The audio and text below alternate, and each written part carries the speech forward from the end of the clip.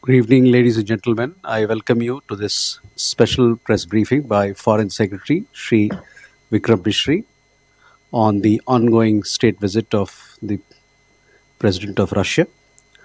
We also have with us our Ambassador to Russia, Sri Vinay Kumar, and Joint Secretary ERS Division, Ministry of External Affairs, Sri Mayank Singh.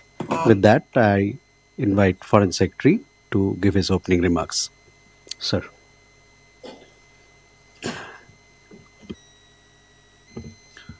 Thank you, Randir. Good afternoon, or rather, good evening now. Thank you all for being here. As you all know, the President of the Russian Federation, His Excellency Mr. Vladimir Putin, is currently on a state visit to India for the 23rd annual summit between India and Russia. He is accompanied by a high-powered delegation comprising several senior ministers and officials of the Russian Federation, and also a very large business delegation. You would also be aware that this year we are celebrating the 25th anniversary of the Declaration on Strategic Partnership between India and Russia, which was established coincidentally during the first state visit of President Vladimir Putin to India in October of the year 2000.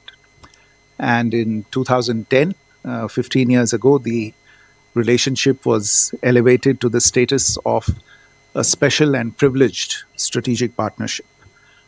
In that sense, this visit on the 25th anniversary of the declaration of the strategic partnership is indeed a very special visit. In a very special gesture, President Putin was received on arrival yesterday evening at the airport by the Honorable Prime Minister himself. The two leaders then rode together to the Prime Minister's official residence, where the Honorable Prime Minister hosted President Putin for an informal dinner, over which there was a frank and candid exchange of views between the two leaders on a wide range of bilateral, regional, and global issues. This morning, President Putin was accorded a ceremonial welcome and guard of honor at the forecourt of Rashtrapati Bhavan, following which he visited Rajghat, where he paid floral tributes to the father of the nation. Both leaders then convened at Hyderabad House later in the morning to hold wide-ranging discussions in restricted format, followed by a lunch hosted by the Prime Minister. The leaders thereafter jointly took part in the India-Russia Trade Forum held in Bharat Mandapam just a short while ago, with the presence of key stakeholders from the business community, both in India and in Russia. The focus of the forum was on the shared ambition of both leaders to expand the economic dimension of our bilateral partnership by increasing our bilateral trade in a balanced and sustainable manner, including primarily by increasing India's exports to Russia, strengthening industrial cooperation, and forging new investment partnerships.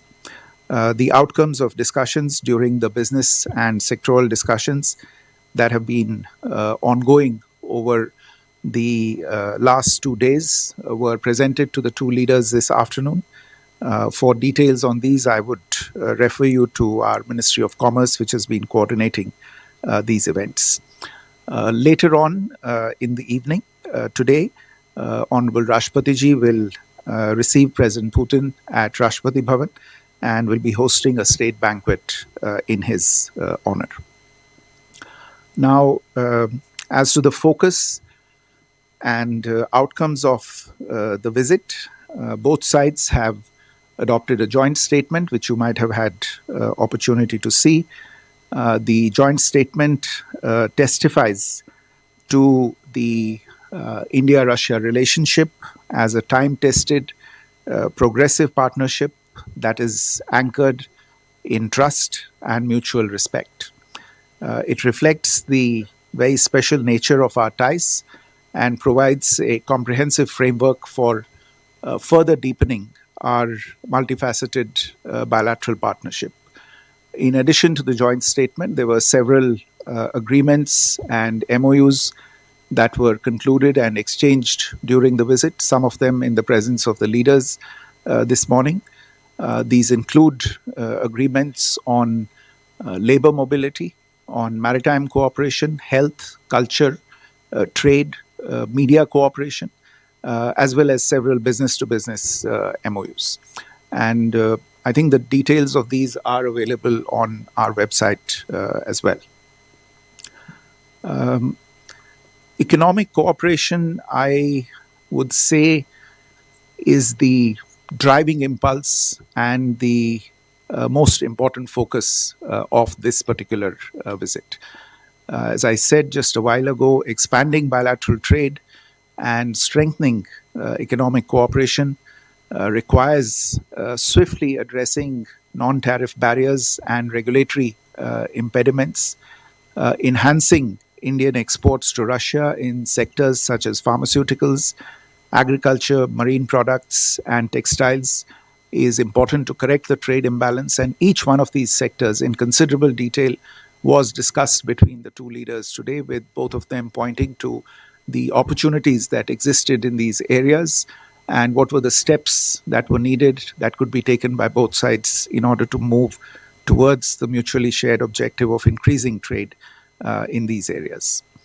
Agreements in mobility, as I said, and these are two agreements in particular: the agreement on temporary labor activity in both states, and the agreement on cooperation in combating irregular migration.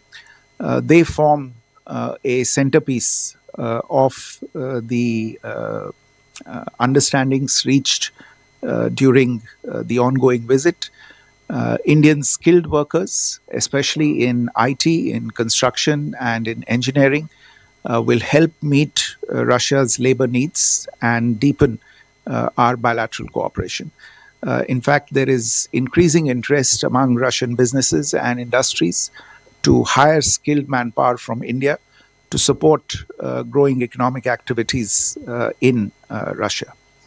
The India Russia Trade Forum that concluded just a short while ago, which the leaders attended together today, thus becomes a very key element of the visit. You would have followed that. Both the leaders gave a joint call for action to their respective businesses to expand the linkages between them. In this context, I would like to point to another very significant outcome of this particular visit, which is the program of economic cooperation going up to 2030 that has been adopted during this particular summit. And it also serves to give overarching guidance to both sides to expand the scope of the economic dimension of this relationship. The discussions today also focused considerably on the proposed free trade agreement that is under discussion between India and the Eurasian Economic Union, which is again expected to help address the issue of the trade deficit. It was agreed between the two sides that negotiations should be fast-tracked for early conclusion within the stipulated timelines. The terms of reference for this agreement had in fact been finalized and signed during the visit just a few weeks ago of the External Affairs Minister to Moscow. I think it was in August of this year, when he had co-chaired the India-Russia Intergovernmental Commission on Trade, Economic and Cultural Cooperation with Mr. Denis Manturov, the first Deputy Prime Minister of Russia. During the current visit, both sides also underscored the importance of expediting the discussions and the negotiations on the bilateral investment treaty, which again will help energize investments in both directions. In addition to this, connectivity initiatives were also discussed, including the International North South Transport Corridor, the Eastern Maritime Corridor, the Chennai Vladivostok route, and also cooperation along the Northern Sea route. These corridors, again, are expected to energize economic linkages, reduce transit times, and expand our trade access across Eurasia and beyond. India Russia defense and military technical cooperation remains robust. Russia also continues to support India's Make in India initiative in this domain, including through joint production and technology transfer. This is also an area that was discussed between the two leaders. The Prime Minister appreciated President Putin's support in expediting the opening of two new Indian consulates in Kazan and Yekaterinburg. The plaques for the two new consulates were, in fact, again unveiled by the External Affairs Minister during his recent visit to Russia for the SCO Heads of Government meeting. These consulates will further deepen our regional outreach in Russia and enhance trade, academic exchange, other kinds of collaboration, including culture and people-to-people ties. On global and multilateral issues, both leaders reaffirmed their shared commitment to the reform of global governance. We underlined the imperative to reform the UN Security Council to reflect contemporary realities, and our collaboration in forums where both India and Russia are members, such as the G20, BRICS, and SCO, remains forward-looking. Now, President Putin also briefed Prime Minister at considerable length concerning recent developments on the conflict in Ukraine, including on the talks that are currently underway between Russian representatives and US authorities. Prime Minister reiterated India's long-standing position on this conflict, emphasizing India's interest in seeing the earliest possible cessation of hostilities and a sustainable resolution of the conflict through dialogue and diplomacy. And you would have heard the Prime Minister's remarks during the press event earlier today. India stands ready to provide any assistance required in this effort and to play an appropriate role in this effort. The two countries also, or rather the two leaders also discussed the situation in other regional hotspots around the world.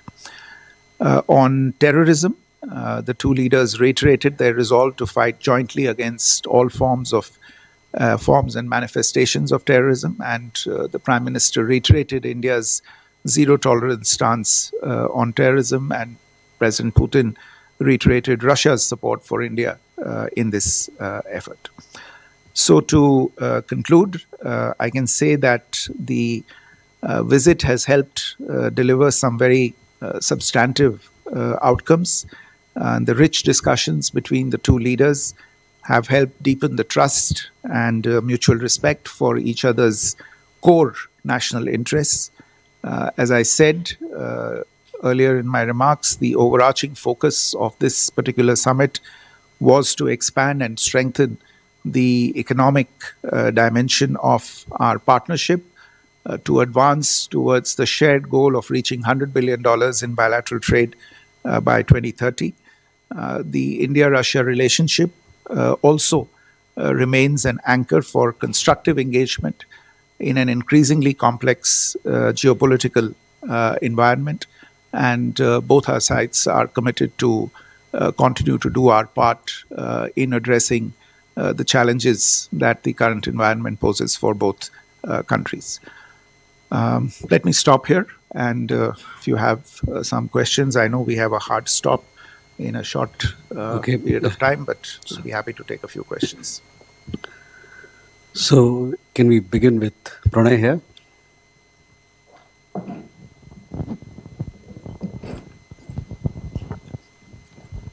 Foreign Secretary, this is Pranay Upadhyay from India Today Aaj Tak.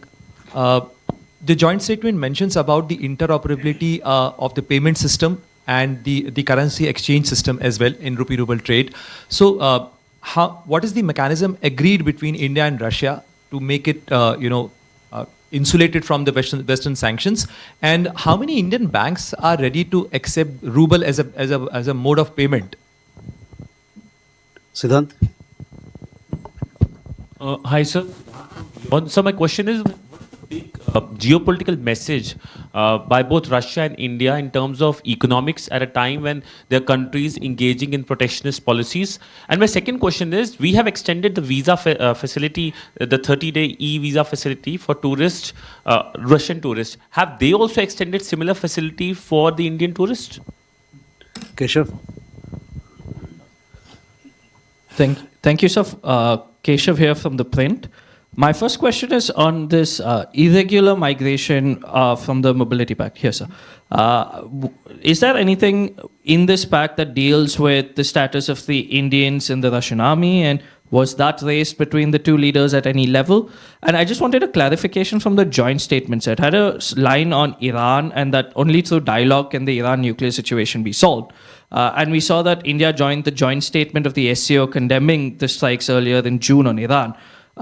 Does this signal a sort of change from the original positioning that India took in June when the strikes were taken on the Iranian nuclear facility, as India has deepened its ties with SCO and Russia in the last few months? I just wanted to check on that. Thank you. Madhu? Sir, जैसा कि joint statement में हमने देखा कि terrorism को special mention दिया गया है मधुरेंद्र न्यूज़ नेशन से, और साथ ही स्टेटमेंट के दौरान भी प्रधानमंत्री ने मेंशन किया ऑपरेशन सिंदूर जैसा कि अभी भी ऑन है। तो क्या दोनों राष्ट्राध्यक्षों ने इस बारे में बातचीत की कि कैसे आगे टेररिज्म को टैकल करना है, उसको लेकर क्या ज्वाइंट बातचीत हुई? क्योंकि पहलगाम हमले का जिक्र तो प्रधानमंत्री ने किया, लेकिन उसके ठीक बाद दिल्ली में भी ब्लास्ट हुआ, वो भी एक बड़ा आतंकी हमला था जिसमें काफ़ी लोग मारे गए। तो क्या दिल्ली ब्लास्ट को लेकर भी कोई जिक्र हुआ? Kalol? Kalur from the Hindu, sir. The Prime Minister referred to Bharat-Rus Mitrata एक ध्रुव तारे की तरह बनी रही है. Would you please elaborate on what is exactly the meaning of, could you please expand on the meaning of Dhruv Tara in this context? I mean, is it really equivalent to Pole Star, or is there a strategic dimension to it that is actually here in this statement? So we can take these questions.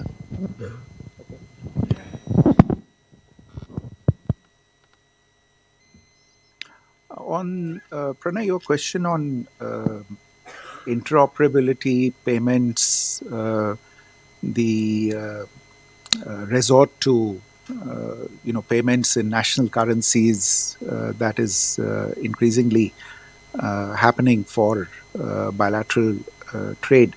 Look, both countries are continuing to work together to promote mutual trade in our national currencies. You would be aware that special rupee Vostro accounts have been opened in significant numbers. They right now form a very effective mechanism in terms of lubricating, so to speak, the trade flows between the two countries.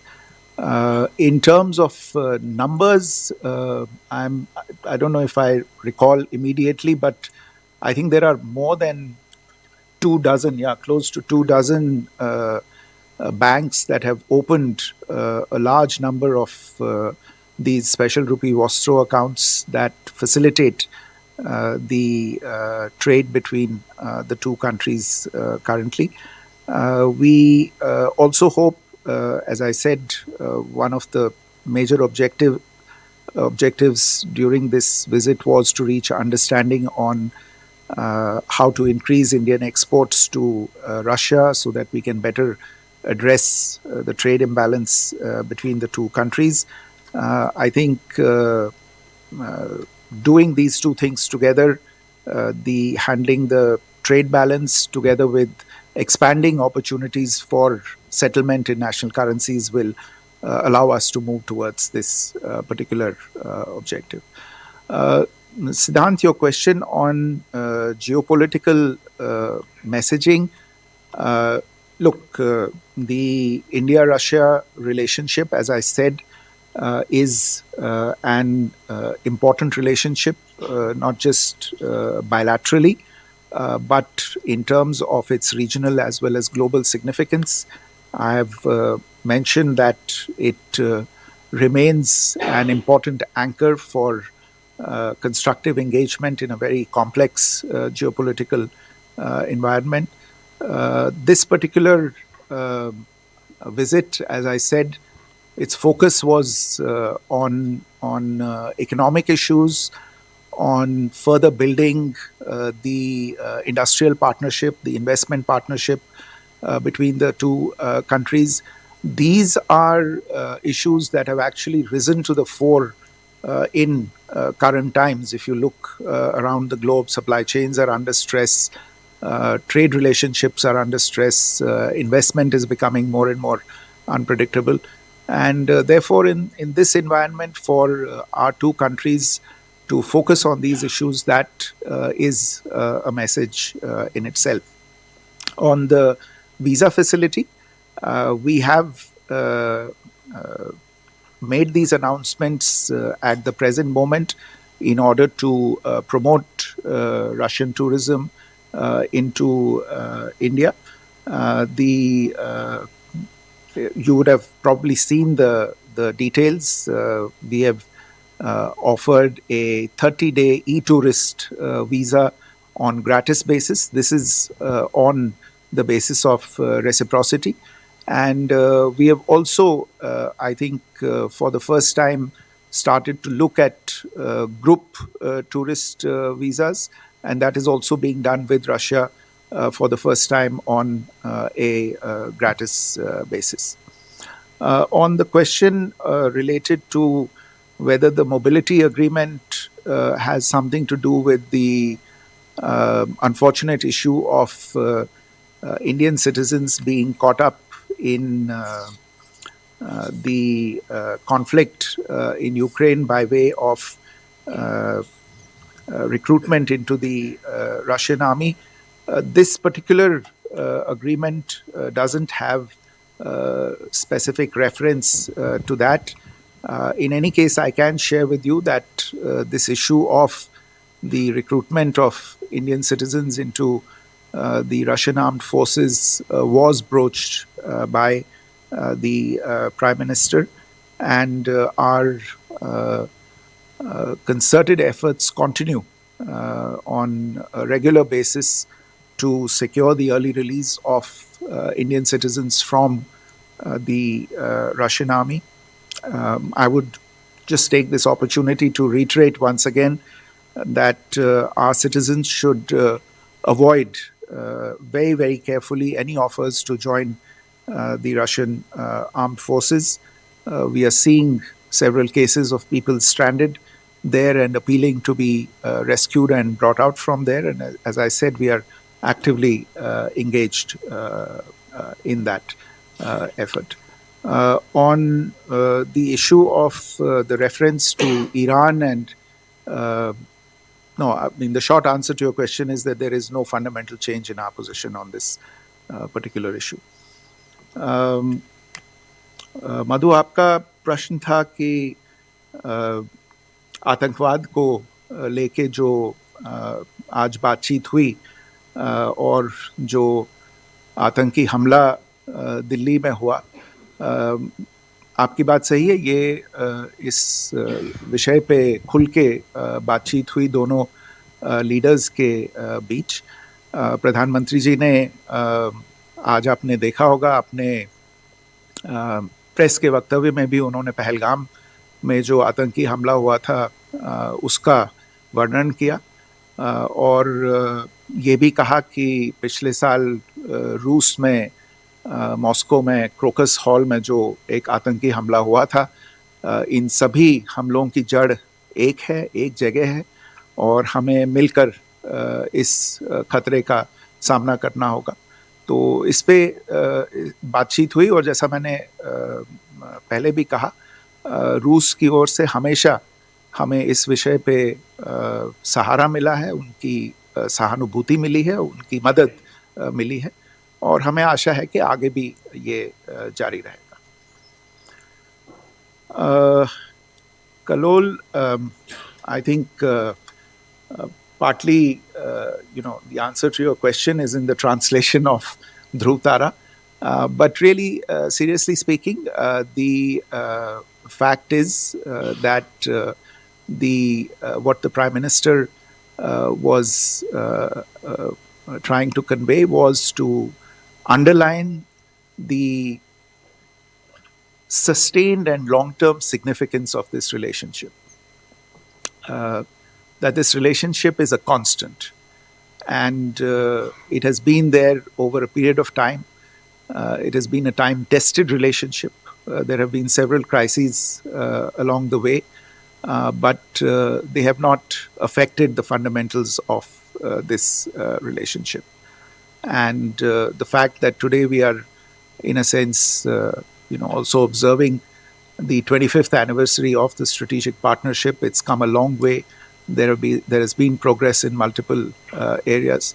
So, in a sense, the sustainability, the certainty of this relationship, I think this is what the intention was in the use of that term by the Prime Minister. Thank you. So we go Rajesh. Good evening, sir. I'm Rajesh Roy from the Associated Press. Wanted to ask if the Russians conveyed their position on the recent US sanction on two of Moscow's biggest oil producers, Rosneft and Lukoil, which is an attempt by them to force countries like India to cut down on imports. Secondly, did the Indian side seek expeditious delivery of S-400, the remaining two squadrons of the air defense system? Any exploration for purchase of additional units, upgrading Su-30 fleet, and purchase of advanced fighter jets like Su-57? Shruti. Thank you, sir. Shruti Ranjan from Bloomberg. Foreign Secretary, if you could give us an understanding whether there was any discussion on oil and how whether India and Russia, what they do about the oil trade. And secondly, in the joint statement, we see an elaborate mention of the nuclear power plants in both sides discussing a second site. If you could elaborate on that, sir. Akhilesh.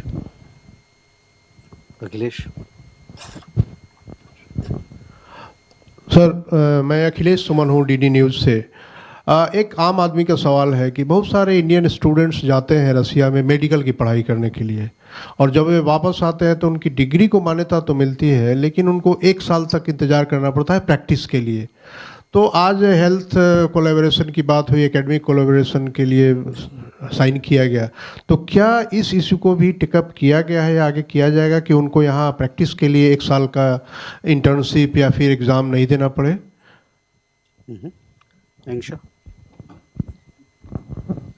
Excellency, this is Anangsha Matra. Excellency, President Putin has presented the Russian language edition of Gita. We know the history. And is there any discussion on Russian community in Mayapur in West Bengal? There's a big habitat, in fact, which hosts largest number of Russian community in West Bengal's Nadia district in Mayapur. Is there any discussion on them, as well as any discussion on Rupur nuclear plant in Bangladesh? Thank you. Okay. Sumita. So this is Sumita from ET Now. I have a follow-up question to what Sudhi asked, essentially about the energy security. And the Prime Minister stated that this is an essential pillar of the partnership. President Putin stated that we are ready to continue uninterrupted shipments. But can you elaborate on the agreements that were reached as far as the energy security spectrum is concerned?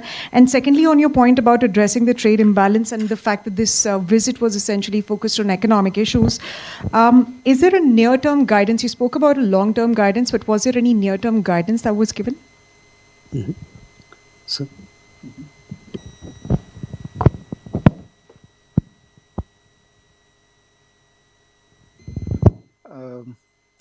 I think insofar as the Russian position on the sanctions that have been imposed, well, obviously there was a discussion on what has been happening with regard to energy cooperation between the two countries, and the Russian side put forth its position on the measures that have been taken by a number of countries. You didn't have to be inside the room to guess what that position is. It's fairly obvious. But insofar as the discussions on related to energy are concerned, and this also goes to I think the last question posed on the narrative on energy security. We have been fairly clear in terms of communicating that as a significant importer of energy, our priority is to ensure that 1.4 billion people in India have their energy needs secured. And our energy sourcing policies are guided entirely by this imperative. Ensuring stable energy prices and secure supplies are the twin goals of our sourcing policy. And part of this, therefore, goes into the area of diversifying energy supplies, and our partners, traditional as well as new, understand this and appreciate this. They also appreciate that Indian companies will take, and I point to the fact that this is something that covers both private companies as well as public companies, because in both cases these are publicly listed companies. They have fiduciary responsibilities, and therefore these companies make decisions on the basis of evolving market dynamics, on the basis of the commercial issues that they confront while sourcing their supplies. Within the four corners of this approach, we are continuing our cooperation between the two countries. On your other question related to various defense platforms, I think you would be aware that yesterday evening there was a meeting between the defense ministers of the two countries in the framework of the India-Russia Intergovernmental Commission on Military and Military Technical Cooperation. I don't have the details or readout of that particular meeting, but I imagine that these issues that you referred to were discussed in that meeting. Between the Prime Minister and President, as I said in my earlier remarks, there was a general discussion on the robustness of and the long-standing nature of the India-Russia defense and military technical cooperation, and the fact that Russia is also participating in several Make in India defense related programs. And a lot of the focus was on, in fact, legacy cooperation between the two countries. But for the specifics, I think you would have to refer to the discussions yesterday that took place between the two delegations of the ministries of defense of the two countries. Shruti, insofar as your question related to oil is concerned, I think I've already answered. On the nuclear power project, as you are aware, actually there was a considerable amount of discussion on nuclear-related issues between the two leaders. Kudankulam 1 and 2, as you are aware, are already connected to the national grid, generating electricity.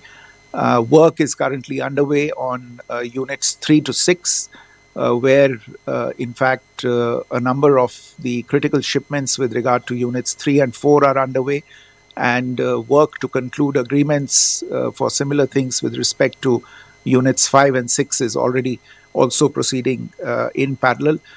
When it comes to the second site, this is an issue that has been under discussion between the two countries for some time now. As you are aware, selection of a site for a nuclear power plant is an elaborate and complicated exercise, has to take into account various factors related to siting, including environmental and other related factors. These are all under consideration of the concerned authorities in the Department of Atomic Energy. We'll update you whenever there is a further development with regard to this. Akhilesh, आपने medical students के बारे में जो सवाल पूछा है, जहाँ तक मेरी जानकारी है, रूस में जो हमारे किसी भी विदेशी मुल्क में हमारे विद्यार्थी जब पढ़ने जाते हैं, जब मेडिसिन की पढ़ाई के लिए जाते हैं, तो उन्हें वहाँ डिग्री मिलती है. लेकिन भारत में as a medical professional practice करने से पहले उन्हें एक इम्तिहान पास करना होता है, जिसे FMGE कहते हैं, फॉरेन मेडिकल ग्रेजुएट्स एग्जामिनेशन. और नेशनल मेडिकल काउंसिल NMC जो है भारत की, ये इस इम्तिहान को, इस परीक्षा को कंडक्ट करती है. और ये हमारी रिक्वायरमेंट है, ये भारत की रेगुलेटरी रिक्वायरमेंट है कि बाहर से जो लोग पढ़ के आएँ, उनके लिए एक हमारे रेगुलेटरी स्टैंडर्ड्स को ये स्टूडेंट्स मीट कर सकें, उसके लिए इम्तिहान ज़रूरी है. इसका रूस के साथ कोई लेना देना नहीं है, क्योंकि ये सभी देशों के लिए है. किसी भी देश में बाहर से कोई विद्यार्थी पढ़ के आए, मेडिसिन की पढ़ाई करके आए, उसको वापस आके ये इम्तिहान देना ही होगा. तो इसमें ऐसी कोई स्पेसिफिकली रूस को लेके, उनसे लेके कोई प्रोविज़न नहीं है. I really don't have anything on this issue related to the Russian community in West Bengal. Actually, I've learned something today. I wasn't aware that there was one. Okay, but no, this did not come up in the discussions today. But I'm sure that the ambassador will probably look into it in much greater detail and probably see where we have. You asked about Rupur. There is ongoing collaboration on Rupur. Work is continuing on that, and we remain in touch with both our partners in Russia as well as in Bangladesh on taking forward the work that needs to be done on this. And finally, Sumita, I think the energy security part I answered, but on trade imbalance, insofar as the near term is concerned, I think it might interest you to know that in the recent past, as a response to the stresses that we have faced on several other fronts, we have, of course, engaged with various partners on looking for new markets, new consumers, etc.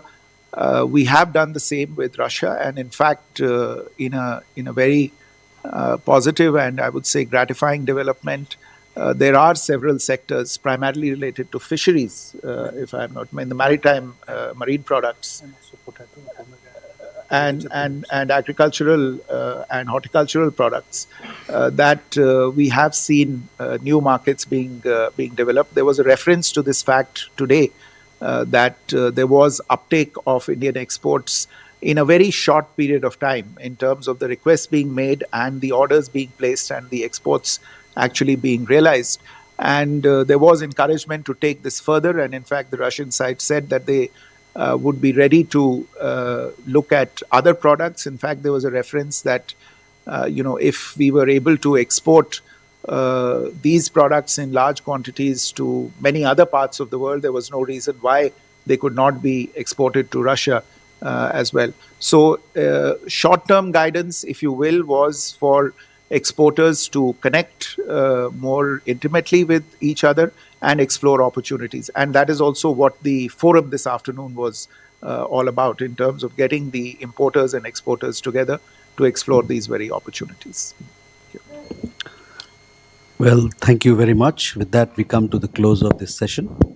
Thank you for your presence, ladies and gentlemen.